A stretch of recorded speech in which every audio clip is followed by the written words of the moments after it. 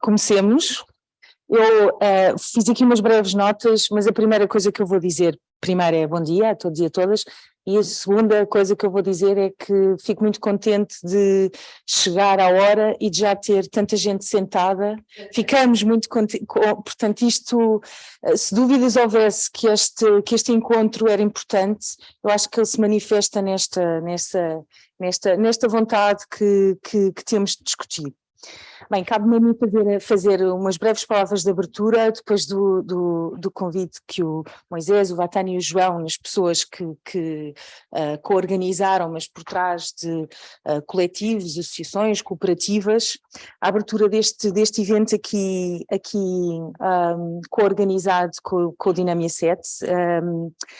Nós temos um dia muito cheio, muito longo, portanto eu só queria ressaltar aqui 3 dimensões que são muito importantes. A primeira é a dimensão institucional, ou seja, e que se foca na vontade também que o Dinâmia 7 e portanto o ISCTE tem enquanto lugar de reflexão crítica onde se coproduz este conhecimento, um conhecimento que é coproduzido e que interpela aquilo que são os desafios, nomeadamente no campo da habitação, aos quais a universidade não pode ficar de fora, e muito menos a produção de investigação em habitação, ou seja, a segunda é a conjuntura, ou seja, as sucessivas crises, a crise da habitação, a escassez que é real ou que é fabricada, um parque público de habitação muito, muito diminuto, com números muito baixos, não é? Todos andamos à volta do número dos 2%, que é um pouco maior em Lisboa e no Porto, mas que a nível nacional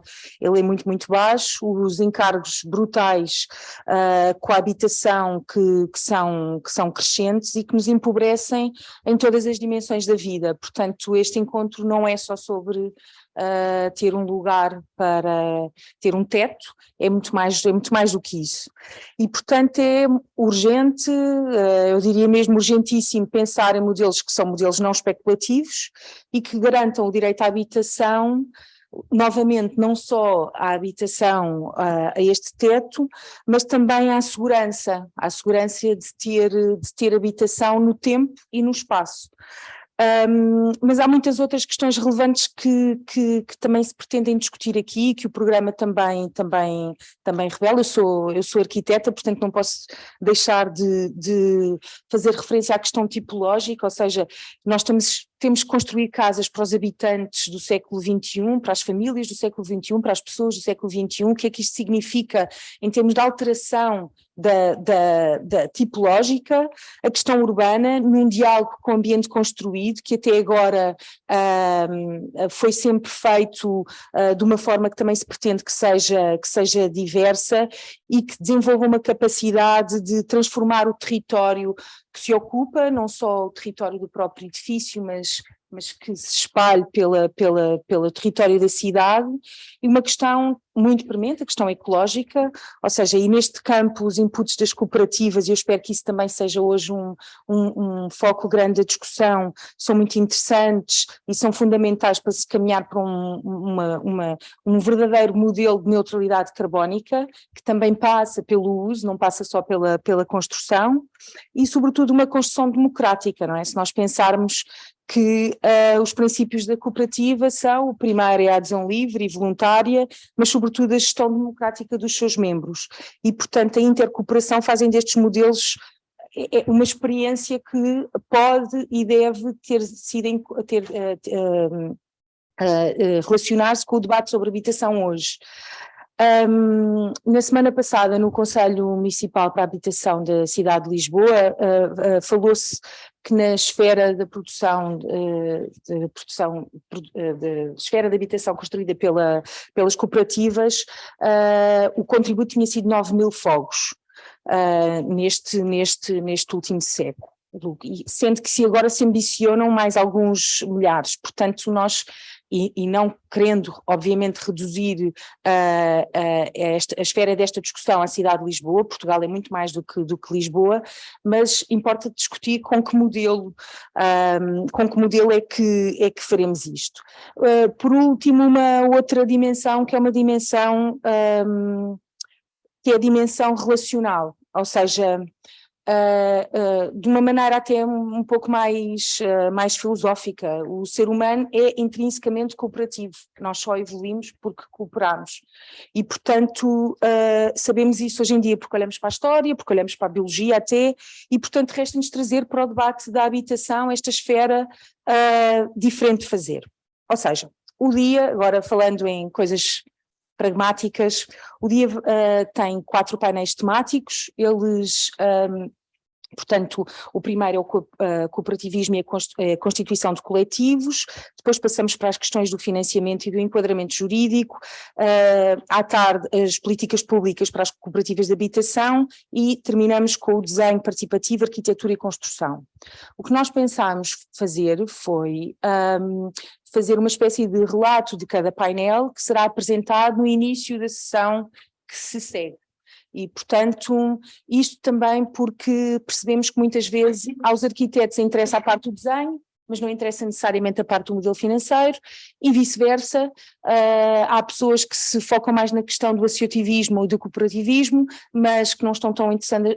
Portanto, pareceu-nos a nós que é muito interessante conseguirmos de painel para painel levarmos algumas problemáticas, questões e sobretudo os desafios, porque este é um painel sobre desafios, para o painel seguinte, e portanto vou ter a Saila, que está ali sentada, e a Carol, que está a chegar, a ajudarem-me a fazer este relato, para que possamos também sair daqui com a estrutura do dia e com aquilo que são algumas notas para caminhos futuros. Posto isto, eu passo para o Tiago, que vai moderar o primeiro painel e que fará as apresentações, portanto...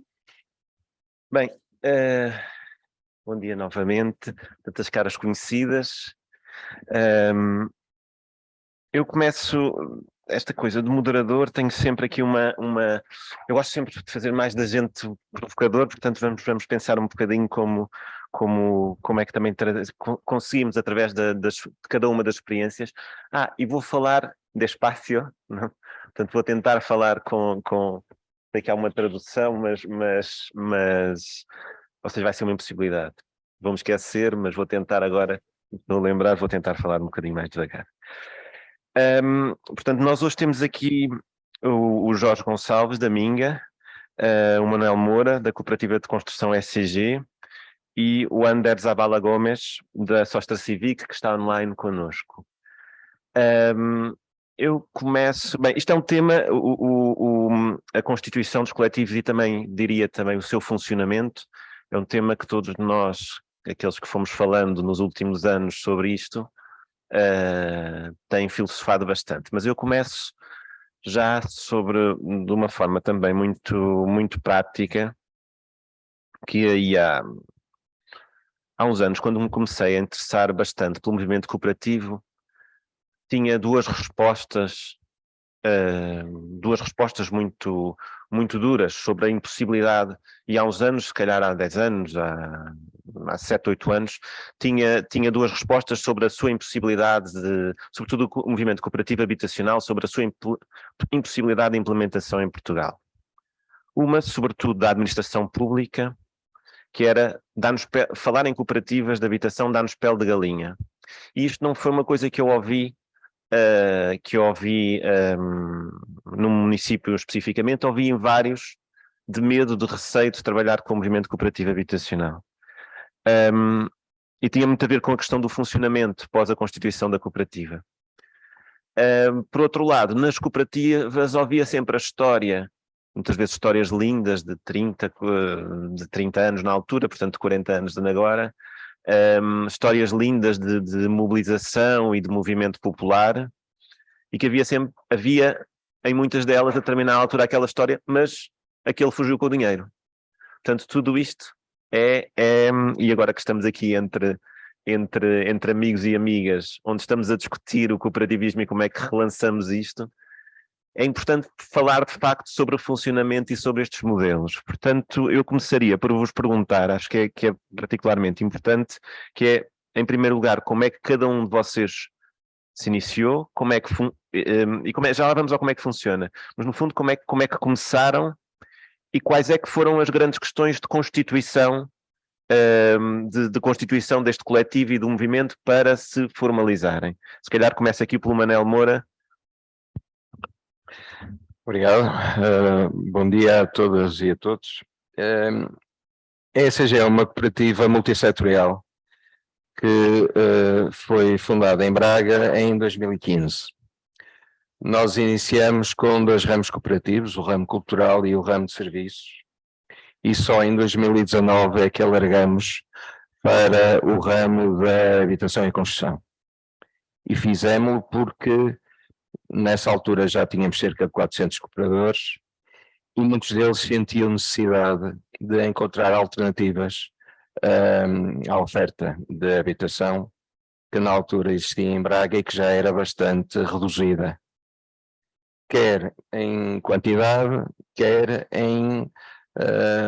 naquela relação que se espera qualidade-preço. Enfim, nós tivemos e continuamos a ter em Braga um aumento significativo de população que vem de vários países, nomeadamente do Brasil, e isso tem criado uma pressão imensa e fez disparar obviamente os preços e fez disparar também as oposições à renovação de contrato, que levou inúmeras famílias para situações bastante complexas. E portanto foi por isso que nós pensamos no alargamento para o ramo da habitação e construção. Na altura, enfim, nós temos uma universidade sénior a funcionar, como uma das nossas valências. Na altura, na cadeira de cidadania, enfim, lançou-se o desafio aos alunos e vamos lá pensar aqui numa ideia, num projeto que possa servir enfim, a minorar este problema. Esse projeto foi estruturado, inclusivamente enviamos, demos conhecimento do mesmo para a Assembleia da República, para os vários grupos parlamentares, que nos responderam até de uma forma bastante simpática, e nomeadamente na altura a coordenadora do grupo de trabalho que estava a tratar da Lei de Bases da Habitação, a arquiteta Helena Roseta até foi das mais inclusivas e isso deu-nos na altura muito alento para passar do papel para a prática. Bom, então em 2019 nós pensamos em comprar um terreno, ainda andamos lá a ver se conseguimos arranjar um terreno cedido, mas não tivemos sorte. E então compramos um terreno com 2 hectares para implantar, para construir as primeiras 12 habitações. Ora bem, um terreno com 2 hectares para 12 habitações, estão a ver, quer dizer, que é 2 hectares para 12 habitações. É que o nosso projeto, que decidimos apelidar de Aldeia Sustentáveis e Cooperativos, é pensado para a periferia da cidade, é pensado para aquela zona entre o rural e o urbano, em que queremos e estipulamos que iríamos construir casas em estrutura de madeira, de um só piso, e que possibilitasse a constituição de comunidades em cada um desses aldeamentos, comunidades em que teríamos aí a multiculturalidade e intergeracionalidade também, e foi isso que nós pensamos na altura. A Câmara Municipal de Braga achou interessante a ideia e lançou-nos um desafio para, em vez de construir 12, construímos 38 habitações. E é nisso que nós temos andado a trabalhar, afincadamente, com muitos atrasos, como neste país é já um hábito. Enfim, tínhamos pensado em iniciar as primeiras construções em 2021, vamos ver se conseguimos em 2023. E como é que se juntam? Como é que se juntam? Como é que se conhecem as pessoas? Bom, nós já nos conhecíamos antes, não é? Portanto, já a maioria dos cooperadores que decidiram inscrever-se no projeto ASC já se conheciam anteriormente e, portanto, depois fomos passando boca em boca, enfim, fomos divulgando pelas várias estruturas da cooperativa, enfim. Já tem um lastro de cooperativismo. Temos 120 e qualquer coisa inscritos para as 38 habitações, enfim, vamos ver como é que vamos conseguir resolver a questão. Se calhar, Jorge, a mesma pergunta.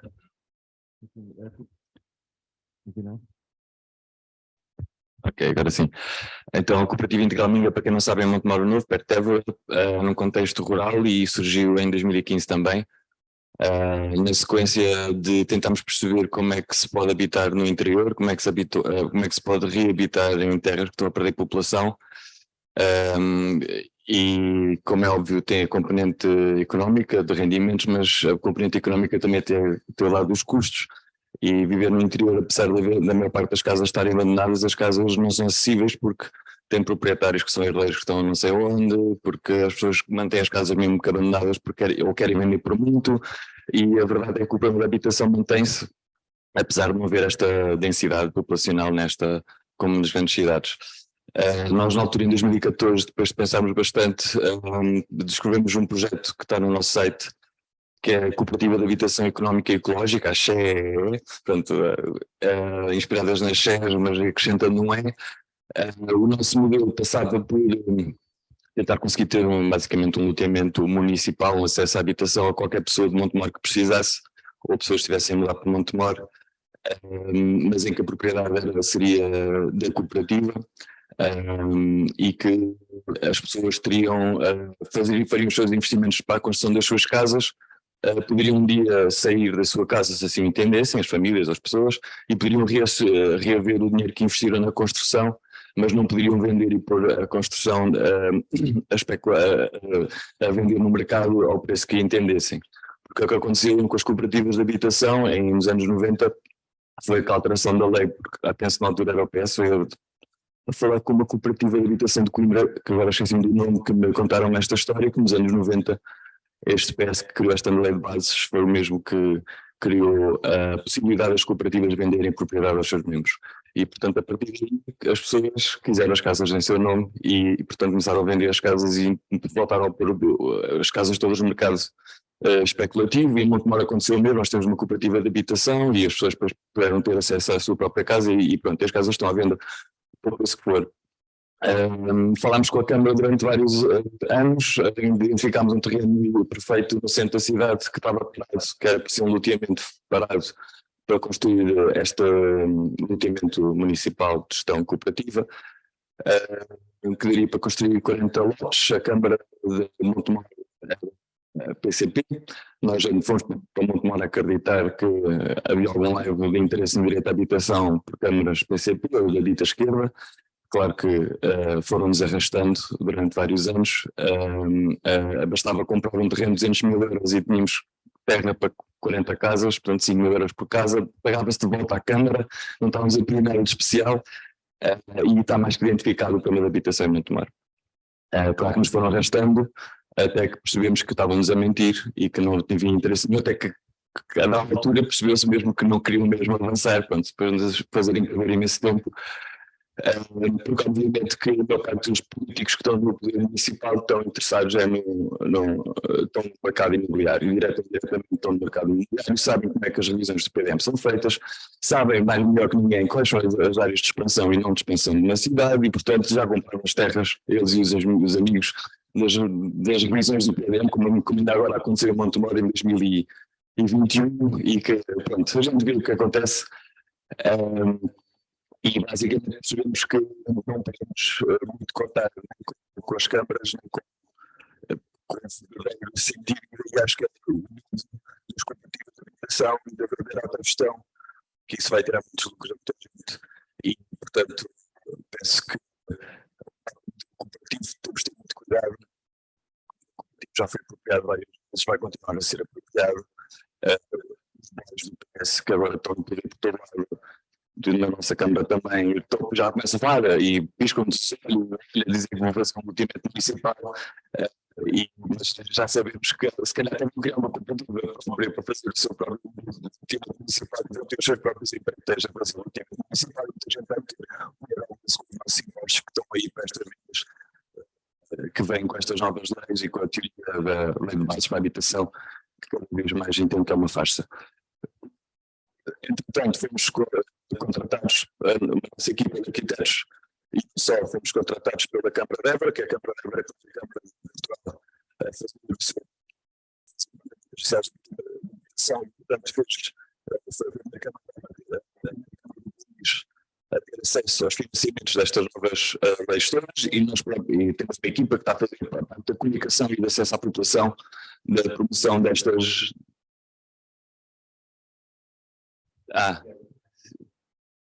Se calhar estou a falar muito perto do microfone. Tá. Depois especialistas comigo. Ok. Pronto,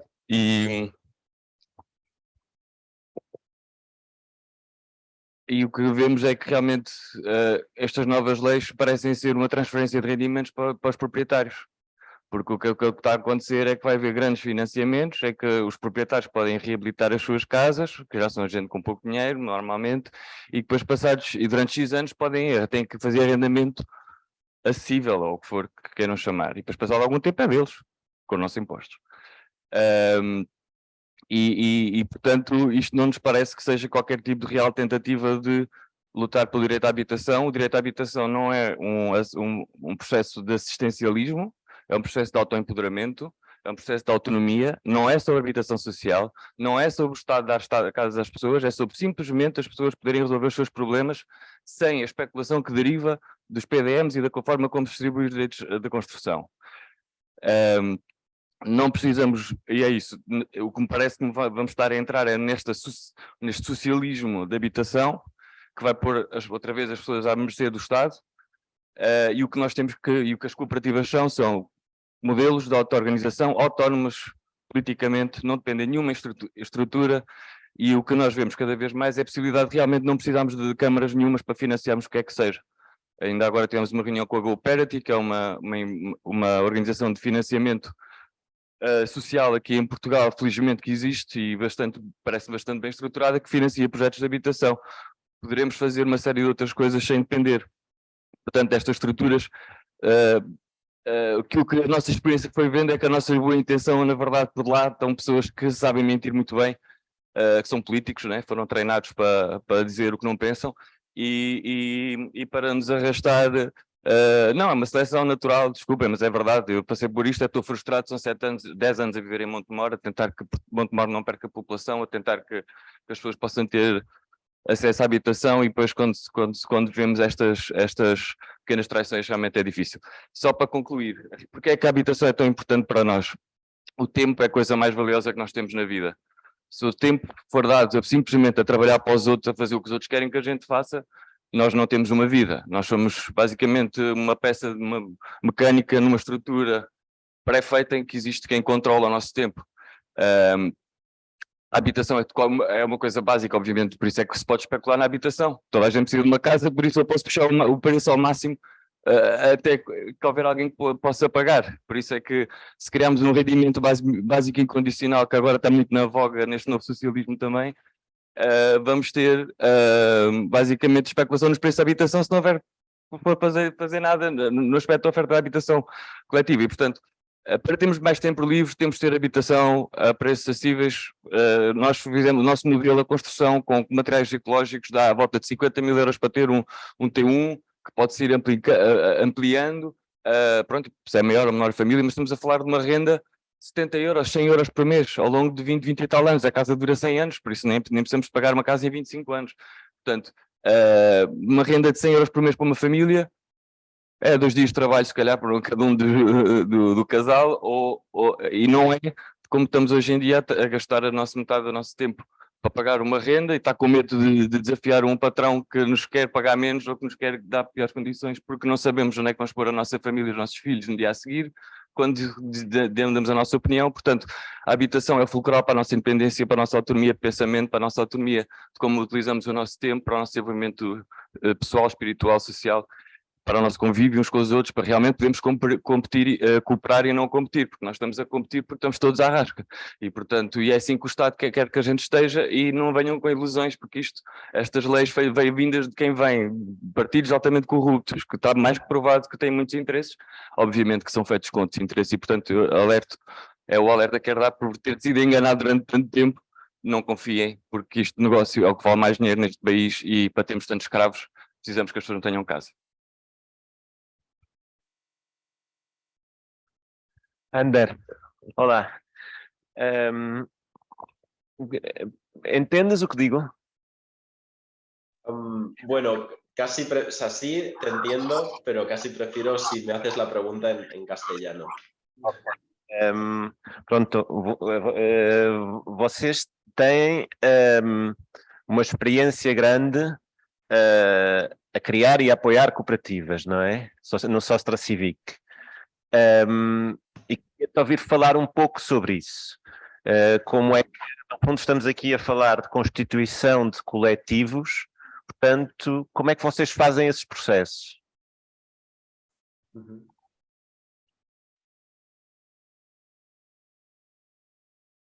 Vale, de acuerdo. Pues primero explicar que Sostre Civic no solo apoya a cooperativas, sino que es una cooperativa por proyectos, y esto significa que hay muchas pequeñas cooperativas, por así decir, dentro de la misma organización, y esto hace que se fortalezca y que se pueda acumular experiencia. Entonces, en Sostre Civic no es una cooperativa que se juntan un grupo de vecinas y promueven su propio edificio, ¿no? Como muchas cooperativas individuales, sino que aquí hay todo el apoyo del resto de experiencias y del equipo técnico compartido, ¿no? Y hay unos consensos que van más allá de tu propio edificio, que tienes que ponerte de acuerdo con otros. ¿Paro y traducís o sigo?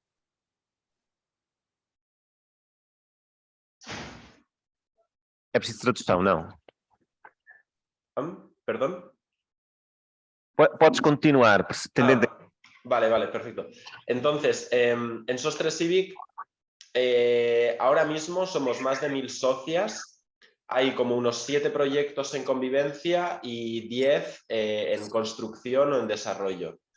Pero claro, de estas 1000 socias solo están viviendo ahora mismo unas 100. Hay 900 que están apoyando políticamente, económicamente y haciendo difusión del modelo. Esto es distinto de las cooperativas individuales, en donde todo el mundo participa del proceso y al final todo el mundo acaba teniendo una casa, ¿no? Sostre Civic tiene como un proyecto político. Y entonces, ¿por qué quiero explicar esto? Porque en sus orígenes, que es lo que me has preguntado, empezó como una asociación. Y entonces esta asociación tardó 10 años en empezar el primer proyecto, y estos 10 años fueron de incidencia política, de explicación de la importancia de las cooperativas, de cambiar algunas leyes, algunas regulaciones, y de conseguir el apoyo para el primer proyecto piloto que demostrase que esto es posible y que es necesario, ¿no? Tener vivienda cooperativa. Entonces, estas personas que se juntaron en 2004 podían haber promovido su propio edificio y acabar viviendo, pero decidieron darle un contenido político y que fuera mucho más abierto y social.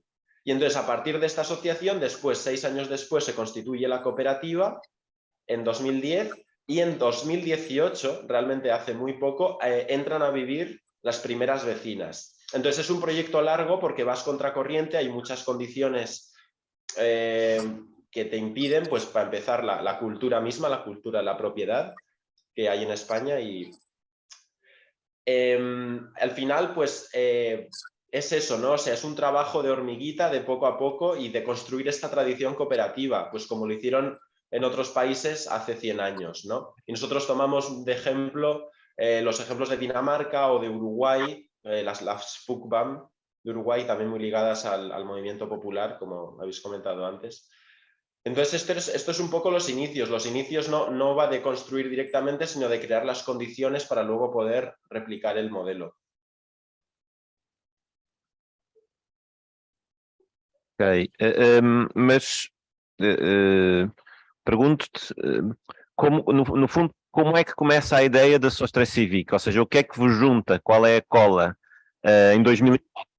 Eu percebi bem, deixa-me só repetir, porque para nós estes timings são muito importantes. Vocês começaram em 2004 e tiveram as primeiras casas em 2008, é isso? 4 anos? En 2018, en 2014 años. Eu estava a achar uma magnífica utopia. Sí. Entonces, y desde que se constituye la cooperativa, porque es en 2010, y después el proyecto empieza en 2014, el primero de todos, y desde el 2014 al 2018 son 4 años de conseguir la financiación, de conseguir la rehabilitación, el apoyo del ayuntamiento y al final, 4 años después, hace 4 años que entraron a vivir las primeras vecinas. Ahora bien, después de este proyecto, lo otro va mucho más rápido, porque se ha demostrado que somos capaces. Pero primero tienes que abrir el primero. Y eso es lo difícil. E em 2004, o que vos junta é a questão da casa, da habitação, da vivenda. ¿Perdón? O que vos junta é a questão da vivenda, não? Claro, se entiende que bueno, hay una crisis en Barcelona, como en todas las grandes ciudades de vivienda, y que el mercado no es capaz de satisfacer las necesidades y el Estado tampoco. Entonces, si ni el mercado ni el Estado pueden satisfacerlo, pues tenemos que autoorganizarnos, ¿no? Y de la misma forma que también han nacido sindicatos en los barrios y sindicatos de inquilinas, hay que construir algo en positivo y a futuro que pueda sacar del mercado las viviendas y que permanecen en los comunes, ¿no? Entonces, esto al final es activismo político, ¿no? Hay muchas socias de esos 3 IBI que saben que nunca vivirán en una cooperativa, pero quieren apoyar el modelo. Entonces nosotros hablamos del modelo de vivienda de cesión de uso. No es simplemente promover un proyecto y voy a vivir y ya está, ¿no? Hay toda una serie de aspectos que necesitan el apoyo de una base social amplia, que luego esta base social es la que permite tener un equipo técnico que hace las gestiones más diarias, administrativas, y consigue más fondos para liberar a más personas y al final desarrollar los proyectos. Que es distinto a otros, como puede ser el Mithausen Syndicate, que no tienen personas liberadas. Que, bueno, hay en Alemania, o bueno, hay distintos, ¿no? Pero nosotros hemos apostado por esta forma, ¿no? Só mais uma coisa. Essa equipa técnica, quantas pessoas são? Qual é o background delas? Que formação é que têm? Quem são?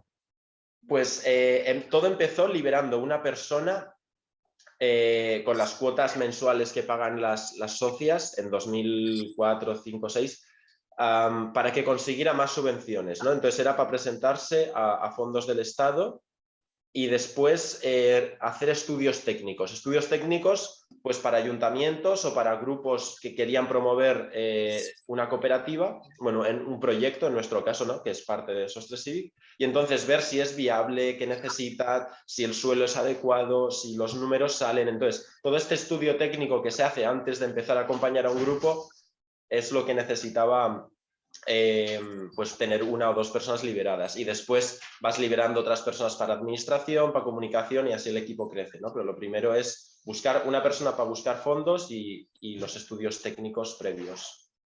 Ok. Se calhar regresso aqui perguntando, bem, há uma coisa que na organização das companheiras e dos companheiros de Laborda que me explicaram, que têm, desde o seu início, uma das comissões, eles têm 3 ou 4 comissões de organização do projeto, não me recordo todas, sei que uma é o projeto em si mesmo, mas há uma que é a gestão de conflitos. Ou seja, partindo do princípio natural que vai haver conflitos entre os cooperadores, entre conflitos internos e conflitos para com o exterior. Inclusivamente, salvo erro, julgo que não estou a mentir, se disser que eles têm uma parte do seu orçamento destinado já para, embora não tenha acontecido, mas, por exemplo, para assessorias de advogados, para questões que possam existir. Parece-me parece-me uma atitude inteligente partir do princípio que naturalmente, havendo pessoas, havendo uma organização, isso vai acontecer e encará-lo desde o início com alguma naturalidade. Eu gostava de saber da vossa experiência, como é que têm gerido os conflitos, sendo que estamos a falar aqui de constituição de coletivos, mas também, diria eu, de funcionamento, que todos queremos aprender a funcionar, que é no fundo, quando sucede um conflito, como é que o tratam? Como é que isso pode ser, em alguns casos que é mais pessoalizado, noutros mais estruturado? Eu achei muito divertido este exemplo à borda, porque parte desde logo de uma lógica que vai existir, que existirá a qualquer momento e que se tem de resolver no seio dentro da organização. Se calhar, Manel, começa com o Manel, fazemos a mesma ordem. Ora bem, no caso concreto da ECG ainda estamos um bocado nas nuvens, portanto ainda não sentimos essa necessidade de criar aqui uma estrutura para a gestão de conflitos. Aquilo que nós pensamos foi, em cada um dos aldeamentos sustentáveis e cooperativos, criar um regulamento próprio para aquele aldeamento, ou seja, aquele conjunto de famílias, 12, 15, as que sejam, 20, em cada um dos terrenos, em cada um dos aldeamentos, vai fazer a gestão daquele regulamento interno, que, não sendo estranho à filosofia de funcionamento da cooperativa, vai tentar jogar um bocado de antecipação e ver o que é que se consegue, mas de facto nós não temos ainda a experiência concreta. Vamos tê-la seguramente quando as pessoas começarem a habitar, e aí sim é que vão aparecer, obrigatoriamente. Pois. Pronto, queres? Sim, pronto, eu acho que no fundo em Montemar há uma cooperativa de habitação que tem 2.000 pessoas e não há conflitos, quer dizer, as pessoas têm que, como em Lisboa, cada um tem o seu apartamento e as pessoas não andam a pular uns pelos outros, mesmo dentro do condomínio, às vezes as coisas não correm bem, mas em geral... Mas a de Montemor que falas é tal de cooperativa individualizada ou não? Sim, a altura eles podem vender as casas, mas, ou seja, primeiros os conflitos tentam-se evitar a partir do momento que criamos regras de direitos e deveres, não é? E de utilização e direitos de uso e está bem estipulado, escrito. Estou sempre a favor de estar tudo escrito. Acho que coisas pelo ar são coisas que vão correr mal. Temos que partir do princípio que somos famílias e pessoas diferentes e não interessa se nos conhecemos ou não. Acho que deve estar tudo escrito. Acho que deve haver uma área que deve ser claramente uso individual, familiar, que se a pessoa quiser depois colaborar com outras casas, seja espaço exterior, seja interior, é com elas, mas é opcional. Acho que realmente o espaço individual é muito importante, o espaço privativo, e depois haver realmente uma área que possa ser mais coletiva, seja de espaço verde ou não, e aí que seja decidido mais coletivamente, mas eu acho que é preciso salvaguardar o espaço individual. Nós temos às vezes, quando queremos sair do individualismo estruturante da sociedade altamente competitiva e urbana em que vivemos, tendemos a idealizar algo extremamente oposto e altamente todos decidimos tudo. Isso é o primeiro erro. As pessoas são diferentes umas das outras, têm objetivos diferentes, e às vezes podemos ser melhores amigos, mas a trabalhar somos muito diferentes. Então, na Minga, o que tentamos é que cada pessoa tem o seu projeto, cada pessoa é a sua pessoa. Se quiser colaborar com o outro, colabora. Se não quiser colaborar, não colabora. Os direitos e os deveres devem estar o melhor estabelecidos possíveis, para as pessoas saberem no que é que estão a guiar e no que é que podem contar. Mas concordo, acima de tudo, temos que contar com conflitos. Se for possível criar uma bolsa para, caso eles apareçam, ter dinheiro para tratar com advogados, etc., que são as pessoas também que sabem, em princípio, também lidar com essas situações, acho que sim. Mas acho que é tentar não tornar a coisa demasiado comunizada, porque não é esta a nossa natureza, nem assim, foi assim que a gente foi ensinado a desenvolver. Se calhar daqui a 20 ou 30 anos os nossos filhos já sabem outra vez conviver mais uns com os outros do que a minha geração, por exemplo, e se calhar já conseguem fazer coisas mais coletivas. Neste momento sinto que é preciso dar valor ao individual e à família e portanto, tentar não socializar demasiado. Ander, você já tem de certeza também alguma experiência nisto, não? Seja na Sostra Civic, seja nas cooperativas que vão apoiando. Sí, pues por no repetir igual también ideas que se han dicho, en Sostre Civic hay una persona que, entre otras tareas, acompaña a grupos y que tiene experiencia en facilitación de conflictos. Pero más allá de eso, al final lo que está claro es que tú, si entras en un colectivo, pues vas a tener que afrontar conflictos porque es tu propio, o sea, tú eres parte de de la gente que promueve la vivienda. Entonces no hay alguien a quien le puedas echar la culpa, no es como un cliente con un vendedor, ¿no? Que hay un producto defectuoso, no, o sea, somos nosotras hablando de nuestros propios errores y de cómo queremos hacer las cosas, ¿no? Entonces, al no haber una tercera persona a quien pedirle cuentas, tenemos que resolver entre las personas que desarrollan el proyecto. Y luego también en SOS3 Civic sí que alguna vez se ha recurrido a profesionales externos de facilitación, pues cuando ha habido que tomar decisiones importantes o ha habido conflictos, porque al final la vivienda sabemos que es parte muy, muy intrínseca de la vida, ¿no? Y de lo que es nuestra estabilidad, y por eso tener profesionales de otras cooperativas que nos pueden ayudar es importante. Ok.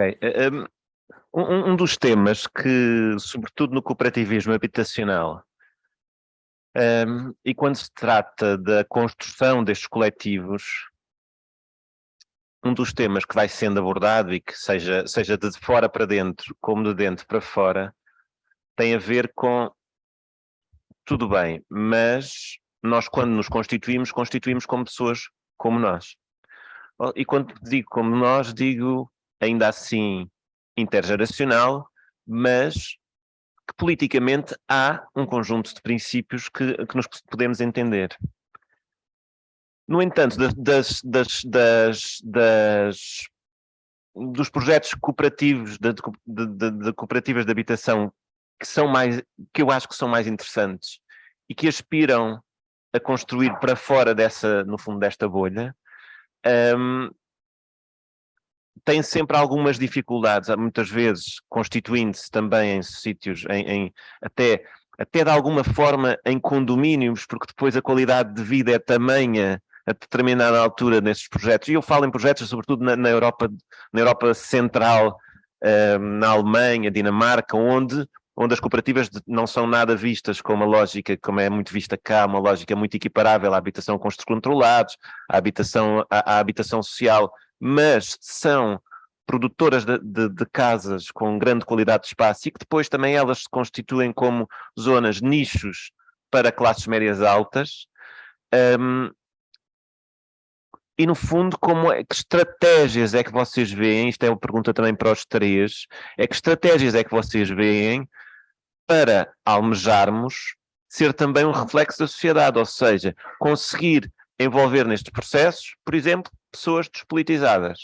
E sendo que eu acho, pessoalmente, que uma pessoa despolitizada deve ser uma pessoa em transição para uma pessoa politizada, não é? Portanto, que o modelo cooperativo pode também servir para estruturar essa reivindicação e para ultrapassar, mas como é natural, haverá certamente, e isso é desejável, que pessoas com mais interesse em participar politicamente e pessoas com menos interesse em participar politicamente. Como é que todos, e eu percebo, por exemplo, na questão da casa, todos precisamos de casa, portanto toda a gente, e do ponto de vista prático, se a casa é mais barata, as pessoas também entram no processo. Mas, no fundo, como é que nós, ao construirmos estes coletivos, conseguimos abrir a pessoas que não estão a pensar, que até veem mal as cooperativas, até não estão a pensar nada, que nem têm grande interesse e que têm alguns receios da propriedade ser coletiva, por exemplo. Como é que se faz esse trabalho e como é que se produz esse discurso para abrir e para não nos condominializarmos nos nossos, cada um dos grupos que temos? Ora bom, no nosso caso, todas as habitações estão enquadradas dentro das habitações a custos controlados. Mas nós enquadramos nas habitações a custos controlados não porque quisemos dar aqui que queiramos colocar aqui uma etiqueta X ou Y, apenas por uma questão de rentabilização do investimento. Ou seja, se eu puder pagar 6% e não puder e não pagar 23%, porque é que eu vou pagar 23%? Não faz sentido, não é? Depois o T3, dentro de um HCC, permite 117 metros quadrados. Parece-nos bem. Portanto, não houve, entre todos os pré-inscritos no projeto, ninguém que achasse que a ideia da habitação com os controlados fosse uma má ideia. Pois, aqui a questão da propriedade coletiva com a atribuição do direito vitalício de uso também foi algo que foi mais ou menos natural pensarmos, porque se nós nos vamos constituir em comunidade para gerir um espaço onde temos 2 ou 15 famílias, vamos ter um regulamento gerido por essas famílias para exatamente tentar evitar aqui a questão dos conflitos. Portanto, perspectivamos alguma duração bastante mesmo, passando até para filhos, desse aldeamento. Também foi achado muito natural que fosse realmente esta opção da manutenção da HCC, da manutenção em propriedade coletiva com atribuição de direito vitalício de uso. Manel, então deixa-me só perguntar uma coisa assim muito rápida, que é, tudo bem, a questão dos 23, 6% também se resolveria do IVA, também se resolveria se, por exemplo, se só por ser cooperativas se pudesse fazer em 6%, sendo que depois cooperativas que são em zonas históricas ou zonas da ARUs, por exemplo, podem também reivindicar esses 6%, mas sem HCC. Mas agora, do ponto de vista público, isto é uma reflexão que eu tenho, do ponto de vista público, sobretudo quando o município ou quando o Estado Central disponibiliza um lote ou um edifício para uma atividade cooperativa, eu interrogo-me sempre porque é que a entidade pública deve definir, tem de construir em HCC, sendo que em direito de superfície, portanto não alienando o imóvel, dizendo, bem, a 70, 75 anos, porque vejo isso, por exemplo, em Barcelona. Ou seja, a condicionante não é que construam barato. O município entende que não tem nada a ver com o valor, isso é um problema dos cooperadores. Mas o que se diz é, não, mas vocês têm de ter um conjunto de critérios, por exemplo, no caso de Laborde, eu lembro-me que era a replicação do modelo. Mas eu também, por exemplo, poderia dizer que o município, eventualmente, por cada 30 fogos, diz 2 são para pessoas vulneráveis. Ou seja, um conjunto de questões que fosse uma resposta pública e que depois o município, passado 70 anos, recebe um edifício, se tiver gasto mais dinheiro, até melhor. Portanto, nunca percebi bem, do ponto de vista público, porque é que se tenta confinar a intervenção a custos controlados e não introduzir coisas que são naquele território de interesse público.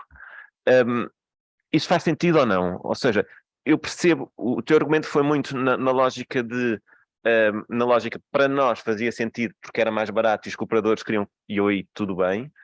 Faz-me mais confusão quando isso vem de iniciativa pública limitar os custos controlados. Faz sentido isto ou não? Conforme eu já disse, lamentavelmente nós não tivemos a sorte de ter acesso a um terreno, não é? Foi-nos dito, fizemos vários contactos antes, que em Braga, que no passado não havia necessidade de o município se preocupar com a questão da falta de habitação para os municípios. Realmente havia muita facilidade em arranjarmos um T3 por 200 euros ou coisa parecida não há muito tempo, portanto não havia dificuldade em arranjar quantidade e conseguia-se arranjar casas arrendadas a preços muito, muito interessantes, muito mais interessantes que nas outras cidades, nomeadamente naquela que é mais próxima, uma próxima que é o Porto. E portanto aqui, enfim, não temos essa experiência, se calhar acho que não faz muito sentido, não é?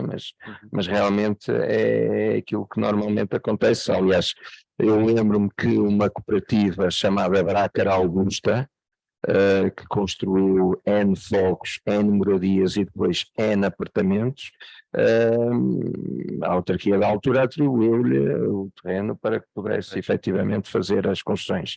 Nós, lamentavelmente, tivemos que avançar com 77 mil euros que reunimos entre nós para fazer a primeira aquisição. Fizemos a escritura em 2020 e agora vamos ter que arranjar 530 mil euros, porque entretanto já subiram bastante os preços em Braga.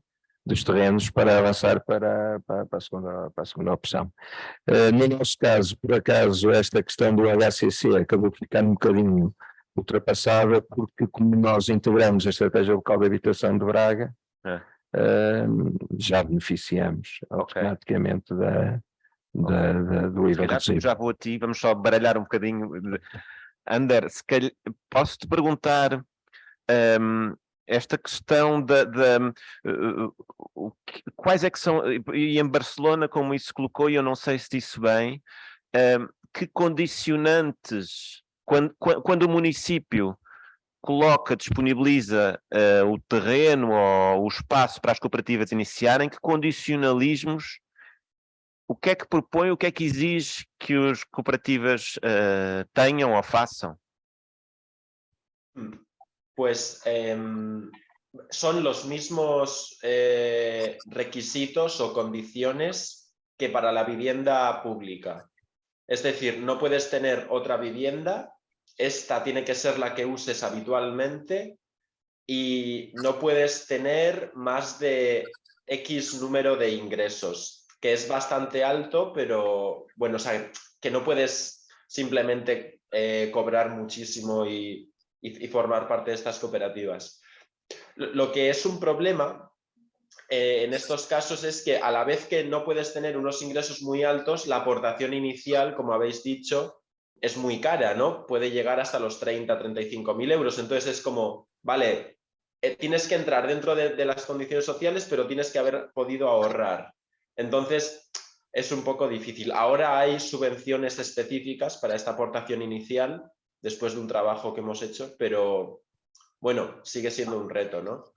Y también es verdad que tomamos bastante de ejemplo algunos, las asociaciones de vivienda de Dinamarca, que obligan a estas asociaciones desde el Estado a dedicar el 25% de las viviendas a personas que el ayuntamiento elige. El 75% son para las cooperativistas, ¿no? Entonces, bueno, o sea, son distintos modelos, pero bueno, que tiene que haber algún tipo de interlocución con el Estado. Y no solo por el dinero, por la aportación inicial, sino, no sé si ya se ha comentado, por todo el tiempo que necesitas dedicar al proyecto, que mucha gente trabajadora pues no tiene este tiempo o tiene otras cargas, ¿no? Y que si no vienes de una tradición política, militante, en organizaciones sociales, pues puede ser que no puedas dedicar este tiempo o no estés cómodo, ¿no? Ander, sí. Diz-me, se calhar eu traduzo aqui um pouco para estamos a falar, e corrige-me se eu estiver a dizer mal, esta aportação, sim, mas em português, este contributo inicial de cada um dos cooperadores, o que o André estava a dizer é que é muito elevado, 35.000 euros, e que não consegue toda a gente. Sendo que eu, por exemplo, recordo, Laborda, salvo erro, era 18.000. E sei que os Lacol estavam a fazer agora um novo projeto cooperativo que o contributo inicial era 4.000. Portanto, a ideia era tentar-se baixar. Sendo que este é um valor que os cooperadores entram e depois, ao saírem da cooperativa, também o levam, não é? Portanto, é um dinheiro que se coloca ao serviço da cooperativa, depois alguém, quando eles saem, há de repor. Sendo que o que se está a trabalhar em Barcelona, segundo as últimas conversas também que tenho tido com os companheiros e com as companheiras, é que haja entidades, não da banca comercial, mas da banca ética, que possam financiar quem não tem esses valores, não é? Não é assim, Ander, ou estou a dizer mal?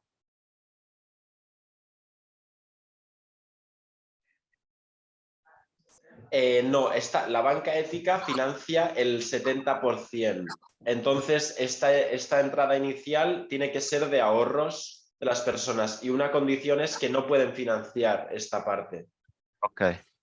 Y, a ver, he puesto el ejemplo más caro que tenemos en SOS3 Civic, de 35.000. Tenemos otros proyectos donde la entrada son 5.000, 8.000, 10.000. O sea, hay distintos, pero en Barcelona ciudad son más caras. En Barcelona son entre 20 y 40.000. Mas também há esta condição de replicação dos modelos de cooperativas, ou seja, que as cooperativas cooperem com as outras cooperativas e que não concorram entre si E isso é uma coisa estimulada pelo público, pela administração pública, ou é uma coisa que vem da própria militância cooperativa, digamos assim?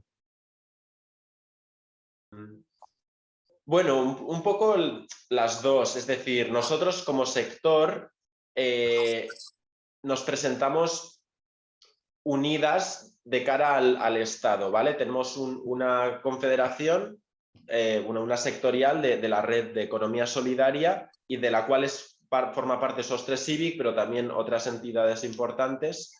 Y después es esta sectorial de vivienda quien habla con el ayuntamiento. Entonces, después el ayuntamiento le otorga los terrenos o las concesiones a esta sectorial y dentro las cooperativas se reparten pues los recursos que hay y demás. Entonces, también nos interesa mostrarnos unidos como movimiento cooperativista delante de las administraciones públicas y también les facilita el trabajo de alguna forma, ¿no? Entonces, no sé si es que nos obligan, sino que nace así, porque también tenemos los mismos intereses, ¿no? Como cooperativistas en esse sentido. Exato. Olha, se calhar então passo aqui para o Jorge. Jorge, não sei se queres falar um bocadinho do processo Casa Branca, que também estão, mas sobretudo pegando nesta ideia, como é que se populariza, ou seja, como é que se vai para além dos nossos círculos? Sim, eu acho que a questão da heterogeneidade acho que é essencial. Acho que quando desenhamos um projeto, acho que ele deve responder a necessidades e não é por razões ideológicas que as pessoas se juntam, mas porque ele resolve de facto um problema da população. Na minha, o que temos mais desenvolvido é a parte de serviço e a parte da loja. E na nossa loja nós temos muitos vizinhos, pessoas de várias gerações, reformados, não reformados, pessoas com mais dinheiro, pessoas com menos dinheiro, irem comprar coisas à loja. E só foi possível porque não andámos a pôr preços malucos nos preços das coisas, e então a própria pessoa que tem menos dinheiro consegue ir lá comprar. Da mesma maneira que o agricultor, um velhote ou mais novo, não interessa, mas que está a fazer aquilo part-time e não é um agricultor licenciado, etc. Ou seja, não é a atividade principal da vida dele, mas simplificámos a vida de maneira a que ele possa levar os seus produtos, e por causa disso temos muitos pequenos agricultores que vão lá levar os produtos e não pedimos para ele ter certificado biológico, porque além disso não valer absolutamente nada, porque não sabemos se a comida realmente é biológica ou não, e apenas iria criar um entrave para os pequenos agricultores. Da mesma forma na habitação, quando pensámos o projeto de habitação, pensamos, conseguimos ter uma renda de 100 ou 150 euros, quando as rendas no mercado são 300, quando é que as pessoas vão preferir viver? Não precisando de ideologizar esta relação. Se a construção em materiais locais e ecológicos e pensar a sustentabilidade faz baixar os custos de habitação, porque é que isso é um problema? Não é um problema, é a resolução dos nossos problemas e, portanto, e pensámos, por exemplo, ter casas que desse para pessoas idosas em que possam habitar em conjunto, porque há muitas pessoas que estão isoladas nas aldeias e depois ficam viúvas e ficam mesmo sozinhas na casa portanto, pensar ter casas para pessoas mais jovens que estejam a estudar em Montemor ou estejam por passagem. Portanto, o importante é pensar realmente uma heterogeneidade de públicos que podem habitar naquele loteamento, naquele bairro, e realmente tentar replicar esta heterogeneidade que sinceramente é mais bonito que há na sociedade. Quer dizer, eu vivi muitos anos em Berlim e irritava-me viver em Berlim porque eu só lidava com pessoas da mesma geração, filhos da mesma classe social, europeus de todo lado, mas que éramos todos no fundo as mesmas pessoas, pensávamos exatamente da mesma maneira. Eu acho que em Kreuzberg. Neukölln, e basicamente realmente queremos ter essa heterogeneidade na vida, porque eu acho que é isso que enriquece, é o encontro entre gerações, e da nossa parte, seja aquelas pessoas que estão a tentar desenvolver soluções, tentar ao máximo que realmente criar ferramentas que sejam práticas para a vida das pessoas, e se elas forem práticas e resolverem os seus problemas, as pessoas vêm de todo o gosto de ter contigo. E a ideologia não se discute, e hoje em dia eu sinto que as pessoas falam muito do mundo em que gostavam de viver, e se calhar passamos demasiado tempo a discutir, se calhar devíamos pensar mais em produzir, realmente a trabalhar, realmente a vender coisas, e realmente depois passar algum tempo, os produtos que as cantinas consomem são de agricultores locais, os materiais que são usados a construir são trazidos de produtores locais de tijolo, disto, daquilo, e portanto a gente tem é que trabalhar e temos é que fazer as coisas de facto que precisam de ser feitas, fazer bons planos de negócios, ser competitivos no mercado e não andar com lirismos sobre as soluções do mundo e sobre como vamos mudar o mundo, e realmente tentar olhar para a questão prática, fazer uma boa solução, e aí eu sinto que as pessoas vão aderir, porque viram que é para elas e, portanto, e não estamos a pedir às pessoas para dizerem no que é que acreditam, se são de esquerda, se são de direita, se votaram, se não votaram, isso. E a minha, vocês forem ver o estatuto, está no site, os estatutos não têm nada de ideologia, não tem uma única palavra de ecológico, não tem uma única palavra, porque a ideologia não se escreve, a ideologia sente-se, o mundo que se quer construir vive-se e pratica-se. Hoje em dia estamos muito no campo das palavras e parece que só porque usamos palavras bonitas somos pessoas boas. E eu acho que e isso cria uma barreira. Por exemplo, há hoje em dia muitos antropólogos que são altamente etnocêntricos quando eles próprios estudaram a crítica ao etnocentrismo. Portanto, realmente temos que nos abrir mais ao outro. Eu sinto, aquilo que tu disseste para mim faz muito sentido, porque eu vejo isso. Eu vejo-nos a fechar-nos em bolhas de ideologias e vegans e isto e aquilo e criamos barreiras entre as pessoas, quando cada um tem a sua opção de alimentação, opção de religião, opção de votar, e isso são questões individuais que só dizem respeito à pessoa. Portanto, respeitar essa diferença faz sentir a outra pessoa respeitada e faz sentir a outra pessoa querer juntar-se àquilo que estás a fazer. Uma das questões, e se calhar pegando um bocadinho no que vocês estão a dizer, e uma das questões que é um tema bastante recorrente aqui em Portugal, tem a ver, e que também, eu acho que em Barcelona também se colocou a determinada altura, sobretudo pelo grande empenho com que o município, portanto, presidido pela Ada Colau, colocou nas cooperativas, mas que é este discurso de tudo bem, o Estado vai apoiar, mas como é que regula esse apoio? E como é que regula esse apoio? E colocando sempre a configuração de uma contratação e, portanto, de um concurso prévio. Isto é uma coisa, há uns tempos lembro-me de ouvir o Nuno Cardoso dizer que as cooperativas nunca se construíram à base de concursos, de concursamento. E, na verdade, estamos aqui num momento em que não há assim tanta cooperativa que justifique esta necessidade de submeter à concorrência. Sendo que a própria ideia de submeter à concorrência é muito, na minha ótica, e agora espalhando-me aqui na opinião de como moderador, é muito anticooperativas, ou seja, eu vejo como muito mais interessante a questão, como colocava o Ander, de que as cooperativas cooperam entre elas, portanto, se houver mais, melhor, e menos a ideia de abrir um concurso para um lote municipal onde se quer produzir cooperativas. E todas as cooperativas constituem-se e guerreiam e competem, normalmente ou pelo preço mais baixo, ou pelo preço, não sei que critérios é que pode haver, mas, portanto, digam-me o que é que vocês acham do ponto de vista público, ou seja, para construir programas públicos de incentivos a cooperativas, como é que vocês acham que se pode construir processos e dinamizar processos?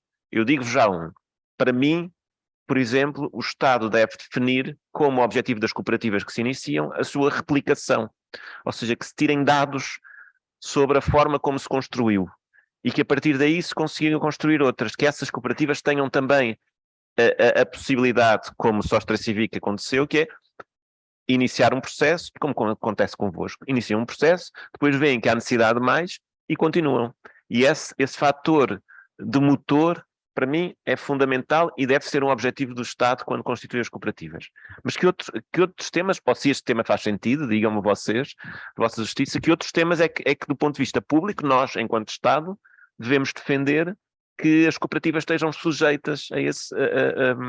sendo que eu parto do princípio que vocês também acham que não devem estar sujeitos à concorrência entre elas.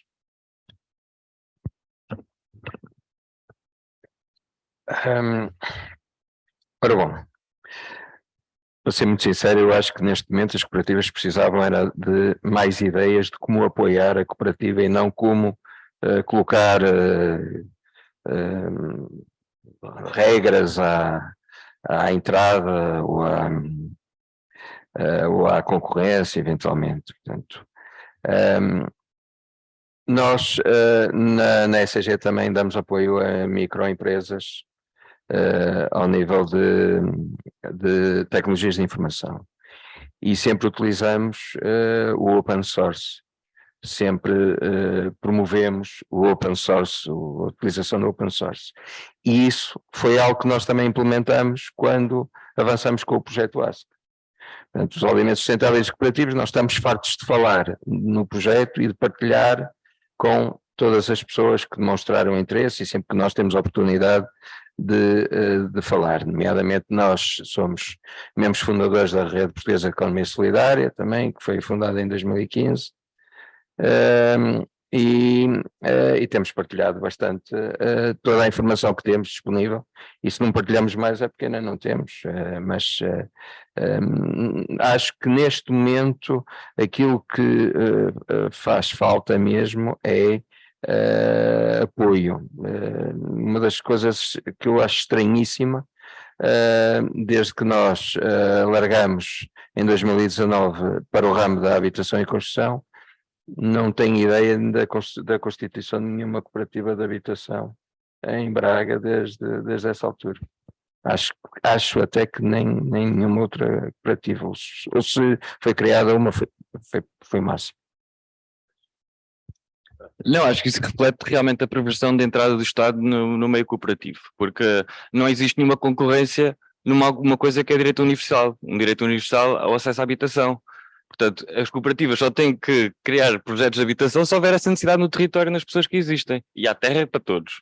Portanto, criar essa ideia de concorrência, essa ideia de competição, já estamos a implicar que existe uma especulação por detrás, alguma possibilidade por trás que está a pôr as pessoas umas contra as outras. Isso não é o princípio cooperativo. O princípio cooperativo é, há necessidade das pessoas, há 1000 pessoas que precisam de casa, então vamos lá ver, já está uma cooperativa a tratar, ok, não precisa estar esta cooperativa a tratar, porque a necessidade concreta destas 1000 pessoas já está a ser resolvida por esta. Portanto, isto realmente, às vezes quando falo com os movimentos de Barcelona, vêm sempre as grandes ideias de Barcelona e há coisas certamente muito boas.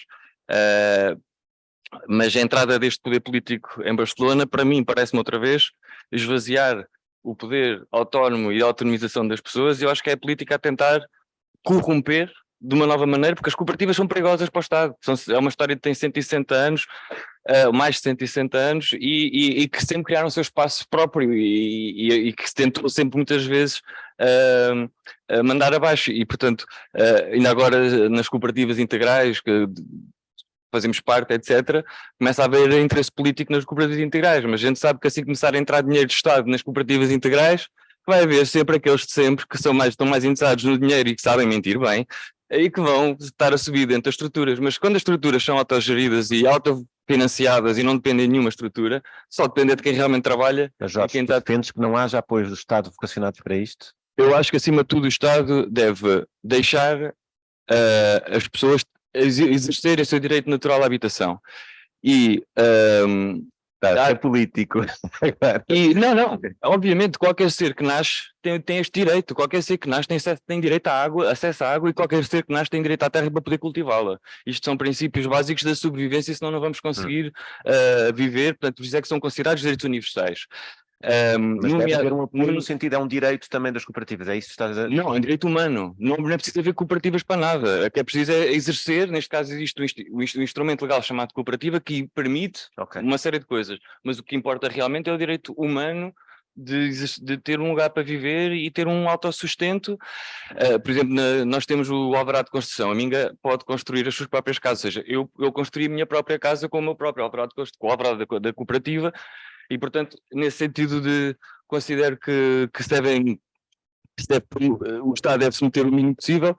Há realmente constrangimentos no acesso à terra, porque é o próprio Estado que faz a terra ser cara, a terra que se pode construir, e, portanto, o Estado tem que deixar de fazer esses esquemas especulativos que beneficiam quem a gente sabe e tratar das coisas com seriedade e realmente fazer com que a terra tenha o preço que é justo. A partir daí, a gente tem que se auto-organizar. Temos que arranjar financiamento privado, de bancos, de onde for, e tratar do nosso problema. Acho que é isso. Vou passar, Ander, já vou passar a palavra, porque há aqui imensa gente que eu já conheço, que já tem muito para dizer sobre isso e certamente gostará de intervir. Vou só perguntar uma coisa, Ander. No fundo, o que estamos aqui a falar é que políticas públicas é que podem favorecer o movimento cooperativo? E se devem, no caso do Jorge, colocava em que moldes é que o Estado deve intervir. Mas, no fundo, sendo que a experiência de Barcelona do incentivo ao cooperativismo é referencial agora, que análise é que vocês veem, que análise é que vocês fazem neste momento de que iniciativas públicas é que podem, de facto, ajudar a estimular e a promover o movimento cooperativo? Bueno, primero de todo, aclarar que si en la vivienda, igual que en el resto de derechos, no hay apoyo del Estado actualmente, no puede ser asequible. O sea, los proyectos privados que intenta promover Sostres Civic de comprar suelo a particulares o comprar edificios sin apoyo del Estado encarecen muchísimo la promoción. Entonces, si queremos que sean asequibles actualmente, tenemos que contar con el Estado, de la misma forma que las entidades privadas, cuando promueven vivienda, también reciben subvenciones. O sea, no por ser cooperativistas tenemos que dejar de hacer cosas que también hacen el sector privado que busca enriquecerse. Y también, por otro, en el tema del concurso, creo que aquí es verdad que la competitividad entre cooperativas no es importante, pero sí que tiene que haber unos mínimos de que la gente sea capaz de desarrollar el proyecto, porque si no hay unos criterios de solvencia, de demostrar que hay un equipo que tiene los conocimientos técnicos para hacerlo, se pueden ceder recursos públicos a proyectos que no son capaces de llevarlos a cabo. Entonces, aquí es clave cómo se organiza el sector internamente dentro de la economía solidaria y el sector de la vivienda cooperativa. Si internamente está bien organizado y se identifican los principales actores, nosotras en Barcelona somos el propio sector quienes distribuimos los recursos del Estado. Entonces, sí que tenemos cierta autonomía, no hay tanta competitividad, todos los actores quedan más o menos contentos y se garantiza esta solvencia técnica. Que hay unos criterios que te impone el Estado, pues en cuanto a vivienda social, es cierto, pero a la vez también tienen sentido en la medida que no quieres que acaben en manos de personas con muchos más recursos o mucho más dinero.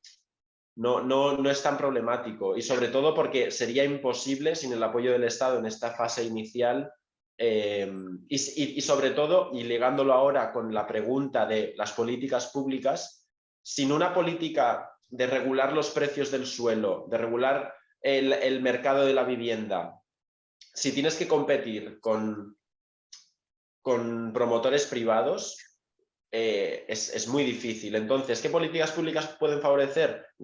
Poner fondos de garantía a la financiación, por ejemplo. Porque ahora mismo la banca privada no quiere financiarnos. Si hubiera garantías estatales, el problema de la financiación en parte se solucionaría, porque la banca ética ha financiado hasta ahora, pero ya no puede financiar más. La banca ética ha llegado a su límite, porque la escala es la que es pequeña.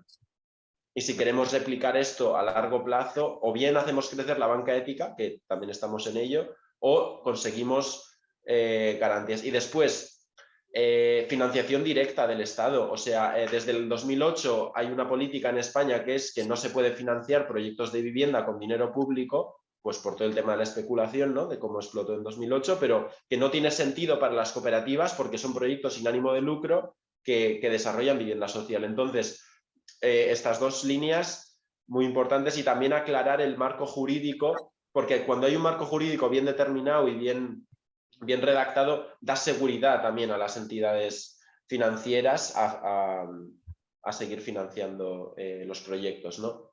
Entonces, bueno, estas son algunas de las políticas públicas. Después, obviamente, hay cuestiones fiscales, cuestiones de impuestos que siguen por ahí, porque como todavía no está bien definido el modelo, hay cosas que nadie se le ha ocurrido pensar que, bueno, es importante, ¿no? Regular. Obrigado, Ander. Bem, agora o palco é vosso também. Digam, quem quiser perguntas específicas, quem quiser dizer alguma coisa sobre o tema, sei que terão muito a dizer sobre cooperativismo, mas tentando fundamentalmente esta questão da constituição de coletivos e o seu funcionamento, que é isso que estamos aqui a tentar tratar. Olá, bom dia. Eu sou Irma Varela, sou parte de um coletivo aqui em Lisboa, de uma cooperativa de habitação e propriedade coletiva, da Aldrava. Pronto, muito obrigada por estar aqui e estar a partilhar os vossos experiências. O meu comentário, que mais que uma pergunta, é um comentário, vem um bocadinho, porque acho que estão a falar de coisas que estão muito conectadas. O apoio do Estado, a acessibilidade, a diversidade e a abertura destes coletivos a pessoas diferentes, não é? À sociedade e não só a quem está numa posição de poder aceder ou de ter a ideologia, como estavam a falar antes. Acho que estes três temas estão muito conectados e que se nós, por exemplo, puramente na prática, se pensamos em não ter um apoio em forma de direito de superfície ou de financiamento, sim, é impossível para nós, na região de Lisboa, levar um projeto destes à frente e muito menos ser acessível e muito menos ser aberto como pretendemos que seja, não é? É diretamente impossível porque já a construção, nós já fizemos um pré-projeto de arquitetura que tem um orçamento, pronto, todo muito aberto, todo ainda muito no ar, mas para ter uma ideia, mesmo já só a construção não é barata, mesmo tendo tipo terreno zero, vamos partir daí, já só isso não é uma coisa que seja bem acessível, já é uma coisa que vai supor um esforço para muitos de nós, e vai ser impossível de ter para muita camada da população que não conseguimos chegar. Então pronto, aí também está a nossa dificuldade de conseguir ter pessoas e pronto, e era um bocadinho assim o comentário, acho que como estas três coisas estão relacionadas e como é difícil pela parte económica conseguir ter estas cooperativas com mais força e mais pessoas. Pois. Talvez o cooperativismo entre cooperativas também seja uma necessidade objetiva, não é? Esta coisa de nos irmos conhecendo e transmitindo conhecimento também. Daí a importância destes momentos. Ok, então bom dia. Eu faço parte de um coletivo que é o Brejo Faria, e tal como estes coletivos que estão aqui na zona de Lisboa, nós consideramos que é absolutamente fundamental continuarmos a colaborar, a partilhar ideias, a partilhar inquietações e, sobretudo, gerarmos energia para ir defrontando os obstáculos. Mas eu não vou falar agora disso, vou falar, quando estava a preparar o seminário, houve a ideia de convidar uma associação de moradores do Porto, porque tem uma história interessante, isto a propósito digamos, da propriedade coletiva. A certa altura faziam-nos uma pergunta, mas como é que propriedade coletiva parece que não há assim muitos exemplos em Portugal? E eu na altura disse, não, por acaso há um exemplo muito interessante, e eu agora muito brevemente vou introduzir isso. Portanto, nos anos 70 surgiu uma comissão de moradores na zona da Campanhã, que é a Associação de Moradores da zona de Pero Negro. E esta comissão acabou por trabalhar muito no contexto do sal, não é? E nós em 2015, no âmbito do Fórum Cidadania e Território, que era uma organização a nível nacional em que se partilhava pessoal de diferentes universidades e diferentes coletivos e diferentes comunidades, e tivemos um encontro mesmo na Associação de Moradores, que por acaso nessa altura esteve lá uma pessoa que nós gostamos muito, o arquiteto Nuno Portas, que ainda era vivo, e como tinha estado absolutamente ligado ao processo, isto foi muito interessante, esta partilha. Portanto, mas a Comissão de Moradores surgiu, e ela surgiu com o objetivo de resolver o problema habitacional dos moradores na zona de Pero Negro, em condições de grande degradação e insalubridade. A Escola de Belas Artes, na altura, e os grupos desportivos foram parceiros fundamentais para o avançado do processo, que foi muito moroso. O processo, na prática, de debate, de envolvimento dos moradores, começou em 76 e o processo construtivo só avançou em 84.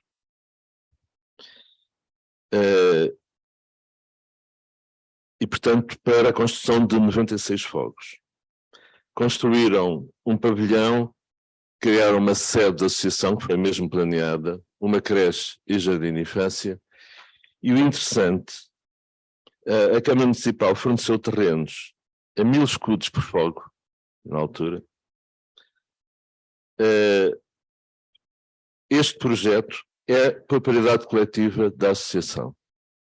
As pessoas não podem vender, por isso quando sai um sócio, entra um outro que se encontra em lista de espera e que acede à casa, não é? E que obviamente a Associação de Moradores faz uma coisa que é, se na prática trabalhar a recuperação do imóvel, e portanto isto funciona. É evidente que se envolveu, a Associação de Moradores envolveu-se muito em todo o trabalho dos coletivos da zona da Campanhã, e a zona da Campanhã é uma zona muito viva em termos da participação, e pronto, isto penso que é muito importante nestes coletivos que estão a pensar nas questões da propriedade coletiva, recolherem de alguma maneira a experiência da Associação de Moradores de Pedro Negro, porque ainda continua viva.